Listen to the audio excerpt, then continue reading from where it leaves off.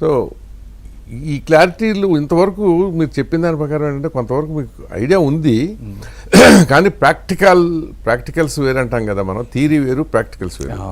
ప్రాక్టికల్గా వచ్చేటప్పటికి ఇక్కడ దీంట్లో ఎక్కడైనా సరే బ్రేకులు పడతా ఉండటం సహజం. ఇప్పుడు మీరు ఇందాక అన్నట్టు ఈ స్టేట్ గవర్నమెంట్ ఫండ్స్ తోటి ఇవన్నీ చేస్తామని అన్నారు. వస్తే రావాలి, స్టేట్ గవర్నమెంట్ ఫండ్స్ వస్తేనే చేయగలం. అదే చెప్తున్నా, గవర్నమెంట్. కానీ ఇవాళ ఉన్న పరిస్థితుల్లో అప్పులు ఉన్నాయి. అప్పులు కాదు అసలు, ఇంకా అది సర్లేండి, అది ఆ దరిద్రం గురించి ఎంత తక్కువ మాట్లాడుకుంటే అంత మంచిది. డబ్బులు ఇచ్చే పరిస్థితిలో స్టేట్ గవర్నమెంట్ ఉంటుంది అనేది నేనైతే లేదు.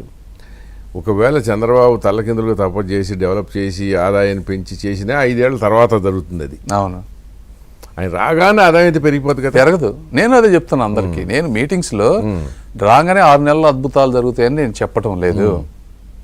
ఇప్పుడు మా వాటర్ ప్రాబ్లం ఉంది, వాటర్ ప్రాబ్లంకి ఒక ఎక్స్ట్రా రూపాయి అవసరం లేదు.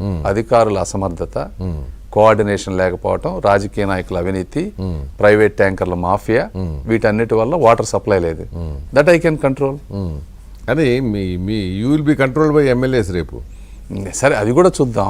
అంటే చెప్తున్నా, అది కూడా అంటే ప్రజలకి ఇబ్బంది జరిగే విధంగా చేసే ఎమ్మెల్యేలు ఉంటారని నేను అనుకోవట్లేదు మా దగ్గర. అలాంటి దగ్గర ఆ దగ్గర కదా, అందరూ ఒకే టాన్లో మొక్కలండోయ్, మీరు అది మర్చిపోవద్దు. అంటే పేదవాళ్ళకి అన్యాయం జరిగేది పేదల ఏంటనే తర్వాత కదా తెలిసేది. నేను అనేది అంటే ఇప్పుడు ఉన్న రాజకీయ వ్యవస్థలో ఇప్పుడు మీరంటే ఏమండి, మీది కడుపు నిండిన బేరం అండి. ఓకే, చెప్తా అలవోకగా 100 అయినా 200 కోట్లు అయినా ఎవరికైనా ఖర్చు పెట్టడానికి, హెల్ప్ చేయడానికి చేయగల శక్తి ఉంది మీకు, దేవుడు ఇచ్చిన అవకాశం. ఓకే, మిగతా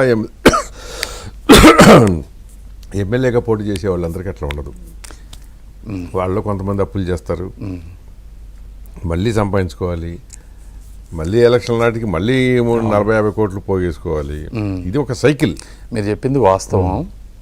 అయితే మా దగ్గర ఉన్న ఎమ్మెల్యేలు జనరల్గా కొంచెం ఫైనాన్షియల్ స్టేబుల్గా ఉన్న వాళ్ళు ఉన్నారు. రెండోది, ఒకవేళ వాళ్ళు నిజంగా బిజినెస్లు చేసుకొని ప్రాపర్ వేలో ఎర్న్ చేసే విధంగా I will support them. Water పోతున్నాయి, I will support them. Ethical వేగా చేసే విధంగా నేను కానీ ఇంకొకళ్ళు కానీ. పేదవాళ్ళకి, అట్టడుగు వర్గాలకు అన్యాయం జరిగితే మాత్రం డెఫినెట్గా నేను క్వశ్చన్ చేస్తాను. 100% అవుతాను.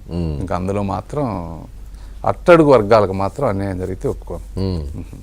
అసలు ఎంపీల రోలే ఉండదండి, తెలుసా మీకు? ఓకే, అది ఉంటుందో ఉండదో సరే కాలం. ఎగ్జాంపుల్ చెప్తా. ఇప్పుడు సపోజ్ మీరు నాకు పరిచయం అయిపోయారు అనుకుందాం. మీ గుంటూరులో ఏదైనా ఒక సబ్ ఇన్స్పెక్టర్ని మార్చమన్నాం అనుకోండి, ఆ ఎమ్మెల్యే నుంచి లెటర్ తెమ్మండి అంటారు. ఆ ఎమ్మెల్యే చెబితేనే అవుతుంది అంటారు. ఇవాళ సిస్టమ్ నేను చెప్పాను. మీరు ఇప్పుడు ఉన్న సిస్టమ్ అది. కాకపోతే నేను నాకు ఎమ్మెల్యేలతోటి విపరీతమైన బాండింగ్ ఉంది. ఈ రోజున మేము అందరం కలిసి పనిచేస్తున్నాం. Very good relation. మీరు ఊహించని అందరికంటే కూడా చాలా బాగుంది. నేను ఇచ్చిన ఎఫెక్షన్ కానీ రిలేషన్ కానీ వాళ్ళు కూడా అలానే ఇస్తారు అనుకుంటున్నా. బట్ నాకంటూ సెల్ఫ్ ఏ ఉండదు. లేకపోతే మీకు వాళ్ళతో ఏం పని అసలు ఏం ఉండదు. యాజ్ లాంగ్ యాజ్ కామన్ మ్యాన్కి ఇబ్బంది అవ్వకుండా ఉన్నంత వరకు చిన్నవి పెద్దగా ఎవరు పట్టించుకోరండి.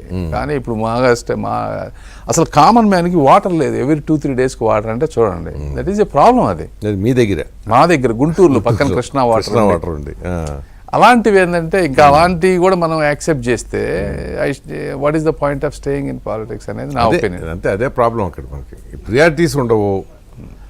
ఆ పూట ఓట్లు వచ్చేది. ఇప్పుడు జరుగుతున్నది అదే కదా. ఇప్పుడు 40 ఏళ్ళ వరకు అనుకుంటా, ఐ థింక్ 40-45 దాకాను ఈ ఉద్యోగాలకి దరఖాస్తు చేసుకోవడానికి గరిష్ట వయో పరిమితిని అక్కడ దాకా పెంచుకుంటూ వచ్చారు. 45 దాకా అనుకుంటా. రీసెంట్గా ఇప్పుడు మీ స్టేట్లో 2 పార్టీలు పోటీ పడి 50 ఏళ్ళ నుంచి పెన్షన్ అంటున్నారు. అసలు is there any logic in that? మీరు చెప్పిన కొన్ని ఇబ్బందికరమైన